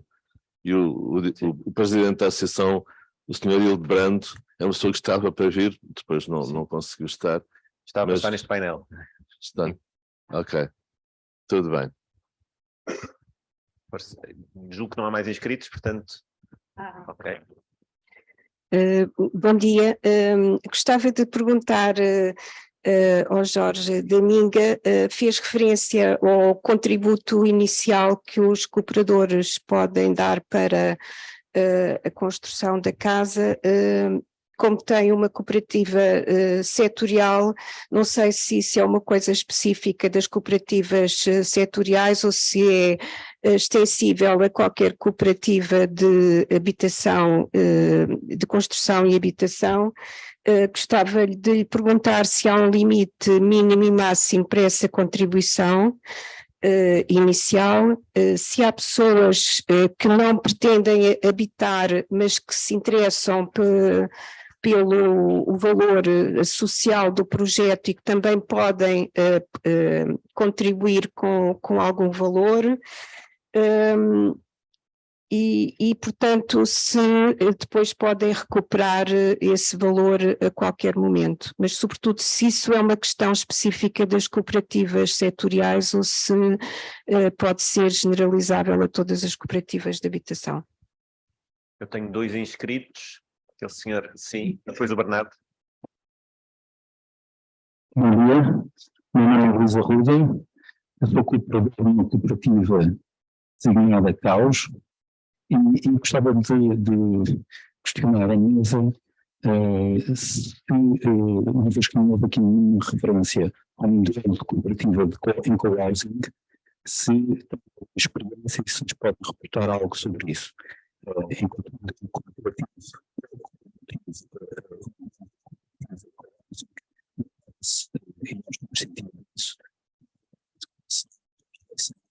Para ser esta nova realidade que é o co-housing, que depois vai com dificuldades quer na realidade no licenciamento dos projetos, quer depois no financiamento, porque é um modelo que ainda não está reconhecido do seu ponto de vista legislativo. Se calhar guardamos as três questões, Bernardo. Ok, não me tinha visto. Conseguem ver assim? Assim? Bom dia, obrigado pela conversa. Eu também faço parte de uma cooperativa integral que é a Rizoma, aqui em Lisboa, e também temos surgido várias questões sobre o processo para conseguirmos ter uma propriedade de habitação coletiva, e a pergunta que eu fazia era quais é que são os primeiros passos que vocês acham que são importantes ter com as câmaras municipais? Ou seja, devemos criar grupos de trabalho entre os técnicos da Câmara e as várias cooperativas para falar de questões como a legislação, como há pouco estavam a falar, ou as questões do financiamento antes de serem lançados os primeiros concursos, ou primeiro devem ser lançados os concursos e depois a Câmara deve contactar as cooperativas. Também falar um pouco sobre a questão do financiamento, e pode ser um bocado difícil a entrada. Uma das soluções que nós também temos visto é ver a entrada com os microcréditos, ou seja, eu creio que há alguns casos em Barcelona que a Câmara Municipal dá financiamento de microcréditos a pessoas que não têm capacidade inicial, sem taxas de juros, e durante 5 anos as pessoas estão a pagar um pouco um valor um pouco superior, mas assim conseguem entrar e pagar a renda, não têm o dinheiro Bem, tá, e gostava de saber qual é que era também a vossa opinião sobre essa forma de financiamento. Vamos só fazer aqui. Já agora tenho mais um inscrito, que é o Bernardo. Não sei se há mais alguém inscrita que queira.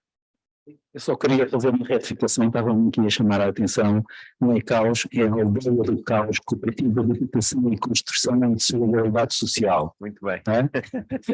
É? Tenho o Bernardo inscrito. Alguém, vamos fazer assim, vamos se calhar, durante o período da intervenção do Bernardo, inscreva-se quem ainda quiser dizer alguma coisa ou perguntar, e depois passamos aqui para a mesa e concluímos. Bom dia, eu sou o Bernardo Amaral, sou fundador também da cooperativa de serviços, de prestação de serviços de assessoria técnica para a habitação e urbanismo, CATO, e também arquiteto e investigador nestas temáticas do cooperativismo de habitação. Relativamente às questões que foram debatidas e lançadas, acho que é muito importante estarmos todos de acordo em torno da ideia do conceito de habitação, onde se prioriza o valor do uso sobre o valor de troca. Ou seja, não alimentar a especulação, seja ela imobiliária, ou seja ela na construção civil.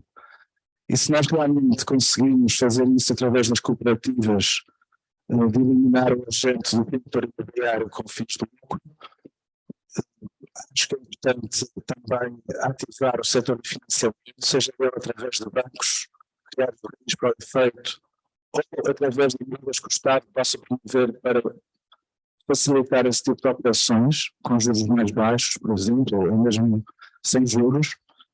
Portanto, estou a dizer que é muito importante ativar o terceiro setor, mas também que o Estado ou o poder local possam criar medidas de apoio a realizar estas operações nesta fase em que o terceiro setor está muito fragilizado ainda.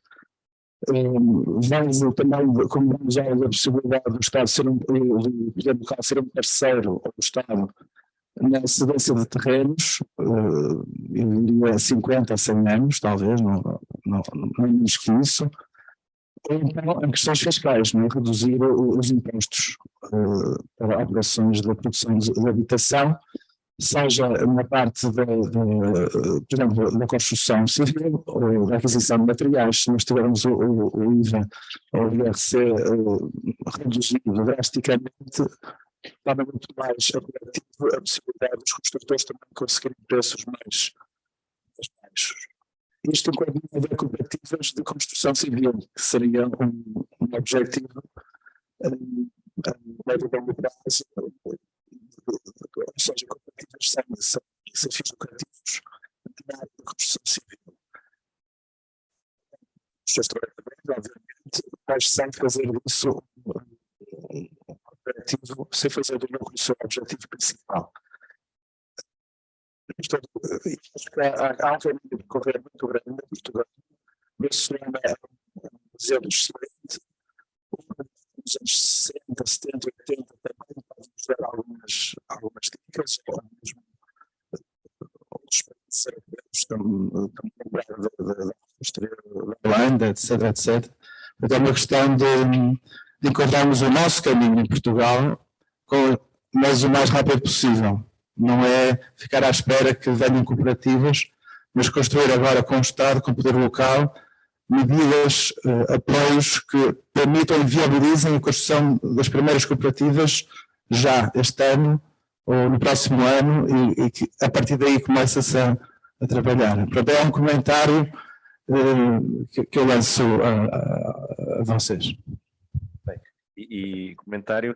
Bem, eu se calhar vou passar agora aqui para a mesa, mas começando pelo Jorge, mas dizendo reforçando esta coisa que o Bernardo estava aqui a dizer, que é quando se constitui um movimento, um coletivo para, por exemplo, produzir habitação, que normalmente o coletivo é produzido por pessoas que estão à procura da sua habitação, tem de facto de ser rápido, porque as pessoas não podem ficar muito tempo sem que isso, ou seja, não podem esperar estes anos que se têm de esperar. Mas, ou seja, a questão do tempo é também ela fundamental, de colocar em cima da mesa. Mas tens aqui uma série de espraia-te como quiseres. Arrancando diretamente primeiro a pergunta relativamente às contribuições. Eu acho que não me fiz muito bem explicar, mas em todo caso, nas cooperativas tem muitas maneiras diferentes em que podem angariar esses financiamentos, seja através de capital social ao início, seja através de empréstimos das pessoas, dos membros à cooperativa, e pronto, há muita flexibilidade na maneira como isso pode gerar. Naturalmente, criamos muitas barreiras à entrada, não é? Somente se pedirmos um contributo muito grande ao início, podemos afastar aquelas pessoas que não têm aquele dinheiro inicial para se poder colocar. Portanto, eu acho que já não me fiz muito bem explicar, mas há muita liberdade de como se pode organizar e financiar e as contribuições serem diferenciadas, serem mais altas, serem mais baixas, e pessoas de fora da cooperativa emprestarem à cooperativa através, nomeadamente, de contratos de mútuo ou de outro tipo de contratos, que são empréstimos de pessoas privadas à cooperativa. Até podem, por exemplo, se houver pessoas que querem emprestar a uma cooperativa para construir casas,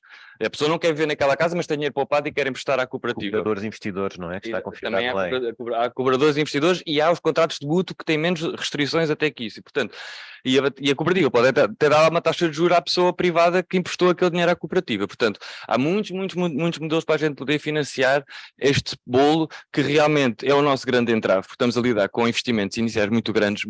A Minga tem 7 anos agora, mas na altura tinha 2 ou 3 anos, e mesmo agora com 7 anos também não somos nada assim do outro mundo, e portanto é muito difícil aceder. Agora tem 300 mil euros só para comprar um terreno, e portanto realmente temos que perceber como é que podemos fazer e dar o salto. Dizer que uma coisa que queria partilhar, o Sindicato, que é um projeto de habitação na Alemanha, que cresceu bastante e está a financiar imensos projetos através destes modelos de autofinanciamento, e estão a criar a Federação Europeia de Projetos de Habitação Autogestionários. E eles estão dispostos a financiar projetos em Portugal. É preciso criar, pronto, agora não vamos entrar no modelo do sindicato, mas há projetos a nível internacional que estão dispostos a investir em Portugal para estes projetos de base local poderem emergir, porque já estão maiores do que nós, pronto. Dizendo também em relação às questões fiscais, que as cooperativas já têm uma série de benefícios, nomeadamente isenção de IRC, isenção de imposto de selo, isenção de IMI. Portanto, do ponto de vista de impostos, eu penso que já estamos bastante bem apoiados, não parece que seja aí o nosso grande obstáculo. Realmente o obstáculo para mim é o acesso à terra, e acho que a cedência de terra para as cooperativas poderem construir, seja 100 anos, seja a título definitivo em nome da cooperativa, penso que isso é realmente um grande passo, e foi assim que nos anos 80 se resolveram os problemas de habitação em Portugal. A cooperativa que havia em Montemor não tinha terra, mas a Câmara deu X terra e depois a cooperativa financiou a construção, os próprios membros, etc. Portanto, realmente essa parte do acesso à terra, porque assim que a gente tem acesso à terra, nós conseguimos financiar o resto da construção através do acesso a créditos, porque já temos algo imobilizado que pode ser usado como colateral, para algum tipo de confiança, etc. Portanto, realmente aceder primeiro ao pedaço da terra e depois realmente conseguir construir é um grande obstáculo para nós. Somos projetos pequenos, somos pessoas que não têm muito dinheiro muitas vezes, mas temos que olhar para o que existe aí fora. E quando eu agora na reunião com a GoParity dizem-me que já financiam projetos de habitação e de compra de imóveis, e eu não fazia ideia, e pronto, já não estamos a entrar nos 80% nem nos 90%, mas a entrar nos 100% de financiamento, porque já não tem nada a ver com a banca tradicional. E portanto temos que, acho que, sentar, pensar, perceber se precisamos ou não do Estado, de que maneira que precisamos, mas não devemos estar, já disse, só dependente dele, porque depois vamos com algumas facadas e o nosso tempo foi perdido. Pronto, é só isso. Manel, se calhar... As cooperativas são todas sem fins lucrativos. Portanto, é assim que funciona. Portanto, não há fins lucrativos, não é preciso criar uma cooperativa sem fins lucrativos, porque todas elas são sem fins lucrativos. Uma cooperativa de construção, eu acho que uma cooperativa de habitação e construção já é de si uma cooperativa de construção. Por exemplo, no nosso caso já falamos com a responsável do Centro de Formação Profissional de Mazagão, do IFP, no sentido de virmos a formar uma equipa para depois tratar da construção, da montagem das casas e da sua manutenção.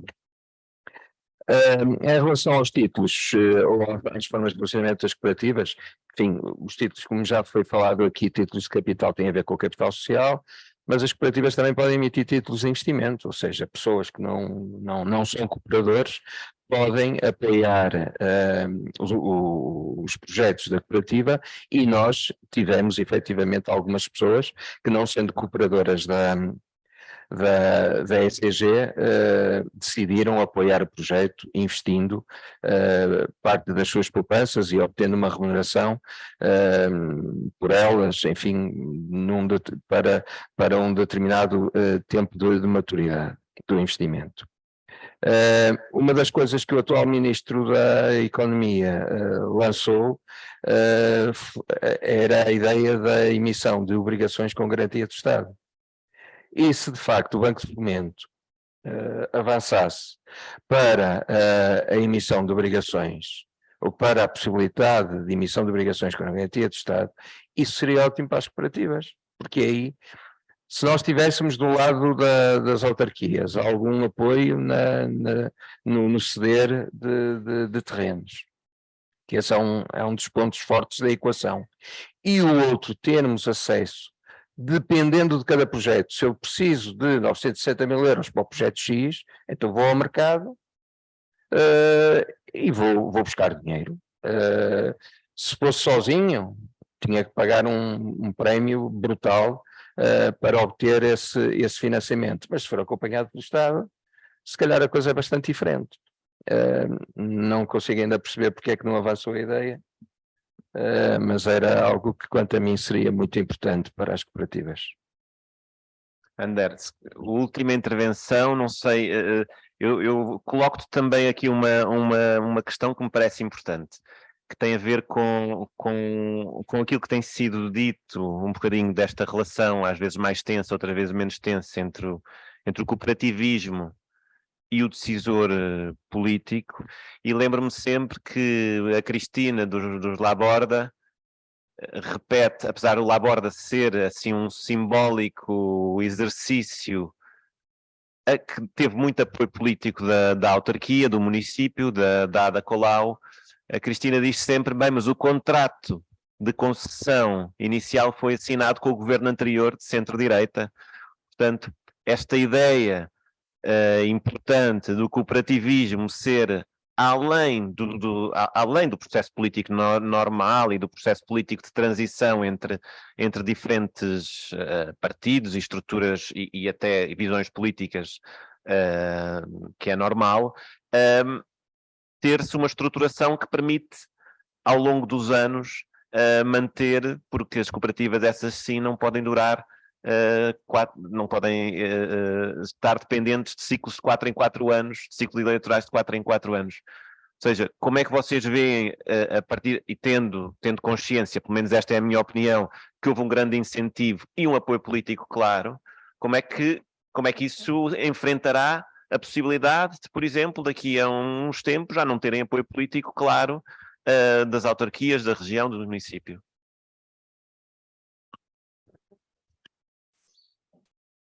Bueno, esto es una de las claves, ¿no? Y de los retos ahora de las cooperativas, porque empezar un modelo de este tipo sin el apoyo del Estado hubiera sido imposible. El reto es ahora ver cómo sigue. Sí es verdad que en Cataluña el centro derecha es ligeramente más progresista que en el Estado español, entonces también se está bastante cerca del modelo en la medida en que es el sector privado desarrollando vivienda, ¿no? O sea, como entramos dentro de lo que es la idea de sector privado, no se opone a todos estos procesos. Puede que no haya tantas ayudas, pero creo que viendo los resultados que tiene, la facilidad también para el Estado de promover vivienda a través de las cooperativas, porque el Estado ahora mismo no tiene capacidad técnica para desarrollar un salto de escala, ¿no? Como están haciendo las cooperativas, creo que hay posibilidades de entenderse, pero también depende de cada territorio. O sea, en Cataluña tenemos esta suerte, a nivel de Estado español, la derecha es quizás un poco más conservadora, tiene otras líneas, entonces depende un poco de eso. Y también, bueno, pues que ya hemos pasado la primera fase, por lo menos aquí, de consolidación y bueno, estamos todavía en proceso, ¿no? Pero la dificultad inicial ha pasado y ya pasa a ser un tema público, o sea, que empieza a estar en boca de todos. Esta fase creo que es difícil de pasar sin un apoyo político claro. Y entonces eso tendrá que verse, ¿no?, en Portugal y en otros territorios donde se está desarrollando cómo se puede hacer. También es verdad que el primer proyecto piloto en Barcelona que tuvo Sostres Civic fue concedido por el anterior ayuntamiento, no fue por Ada Colau. Entonces, bueno, por esto que decía, ¿no?, que esta derecha, la derecha catalana, tiene un punto social un poco más importante que otros tipos de derechas en otros territorios, y porque, bueno, es bastante de empoderamiento ciudadano y muy público. Bueno, no sé. No sé cómo lo afrontareis allí em Portugal. Olha, o que e agora se calhar concluindo este painel, o que eu tenho a dizer é que é muito significativo a questão da vivenda, da habitação, quando tivemos as últimas eleições locais, as últimas eleições autárquicas, não houve nenhum sítio do país onde o grande tema, um dos grandes temas das autárquicas fosse a questão da habitação. Portanto, a questão da vivenda é uma questão que está em cima da mesa. A produção cooperativa, eu acho que há aqui um tema, e pegando na referência que fizeste há pouco ao Nuno Portas, o Nuno deu um contributo fundamental no pós-25 de Abril, a partir do governo, sobretudo porque conseguiu fazer uma coisa que é fundamental fazer agora, que é, no fundo, transformar a nossa resistência, a nossa constatação que existe um problema gravíssimo e que estamos continuamente a lutar contra os despejos, contra situações de injustiça, do inclinato, de transformar isso numa produção, na construção de qualquer coisa, que pode de facto ser as cooperativas, porque o Nuno chegava aos bairros, quando sabíamos que na altura, em 74, sabíamos que tínhamos falta de 500 mil casas, portanto é esse o grande número, e o Nuno chegava aos bairros e dizia: tudo bem, vocês protestem processo e vamos construir, mas vocês primeiro têm de se organizar. E essa questão, isso também tem a ver com, agora que nós dizemos, na altura não havia o termo do empoderamento, mas isso também tem a ver com imediatamente a responsabilização, que é, vocês têm de se organizar, enquanto nós aqui a montante, nós o Estado, damos a capacidade técnica. E não damos do ponto de vista, está o Estado cá em cima a avaliar o que é que vocês fazem. Estão as equipas técnicas no terreno a trabalhar convosco, não é para avaliar, é trabalhar convosco. Isto teve uma consequência, que é o programa público, o SAL, que hoje é referido em todo o mundo como um programa emblemático de produção de habitação pública, durou 1 ano e meio. Durou só 1 ano e meio na nossa regulamentação, digamos assim. Foi de facto um processo muito, muito interessante, sobretudo por esta coisa que eu acho que é fundamental retermos, é que transformou a resistência, o protesto, em construção. E eu acho que é aqui que também temos de estar a trabalhar. Obrigado.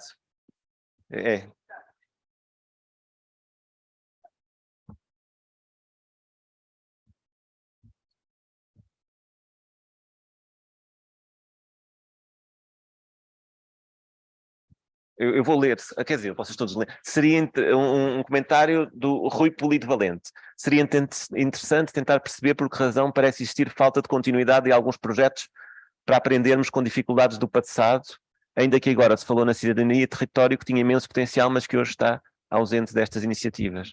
Bem, eu acho que isto já foi também um tema, acho que é uma boa reflexão, já foi um tema também de conversa aqui. Então espera, deixa-me dar o microfone. Se calhar, olha, já é. Só porque temos gente a assistir online. É por causa da questão da interrupção dos ciclos, e é um caso concreto. Muita gente que está aqui nesta sala deve ter conhecido, participado na iniciativa comunitária Equal, que trabalhou em diferentes domínios, e quando já estava na fase final, a gestora da iniciativa em Portugal, a doutora Naval, teve um contacto com o ministro da altura, que não interessa estar aqui a dizer, e que a questão era o que é que vamos fazer com estas experiências, com este capital de conhecimento, com este capital de desenvolvimento. E nessa altura o responsável político disse: não estamos em tempo de inovações. E pronto, fechou o capítulo. Se calhar passa ali. Eu queria dar os parabéns ao Tiago, que tem imensas qualidades de moderador e fez as questões super importantes, portanto gostaria de sublinhar, e também aos participantes naturalmente. O meu nome é Sónia Alves, Instituto de Ciências Sociais da Universidade de Lisboa. Eu concordo, eu acho que o Estado deve apoiar, sem dúvida, o movimento cooperativo e deve ser uma prioridade. E concordo com alguma daquela ideia que me pareceu que o Tiago também falava, de que tem que haver mais regulação para evitar a extração de mais-valias na venda da habitação, para garantir que a habitação se mantenha acessível e ao longo de várias gerações. Também parece que, da mesma maneira que nós estamos a pedir ao setor privado para incluir uma cota de habitação social e acessível como nos outros países, os tais 25%, nós também devíamos incluir aqui no setor cooperativo essa cota e uma alocação feita, portanto, através de listas municipais, etc. Como, aliás, falou. Acho que há alguns exemplos interessantes aqui. Um que é a Associação Mutualista, fundada em 1927 em Évora, que se chama Legado Operário, que, à semelhança de Braga, queria construir nos anos 50, 60, duas casas para estimular os associados a fazer as contribuições para, como é que eles chamam aquilo, os planos de sobrevivência para o funeral e etc. E o Eduardo Pacheco, na altura, ou alguém disse, não, tenho que fazer 45. E segundo eles ficaram sem dormir semanas, porque eu estive a fazer a pesquisa nos arquivos deles, ficaram sem dormir, onde é que iam buscar o dinheiro e tal. Pronto, a realidade é que esta associação continua a ter as 45 casas que são alugadas, portanto, um sistema de inquilinato, eles não venderam, puseram-se a vender, é muito interessante todo esse processo, e são um exemplo de como é que é dizer, um estoque de habitação que se mantém acessível em Évora, que é usado por pessoas de rendimentos variados e profissões também. Outro exemplo interessante de Évora é a Malagueira, quando se faz a expansão a oeste, não interessa, a oeste, e participam duas cooperativas com o CIS Aviário, etc.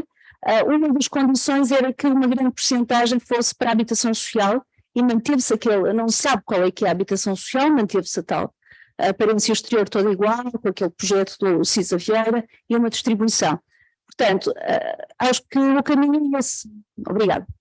Ótimo. Olha, terminamos assim, com a intervenção do público e da Sónia, muito obrigado.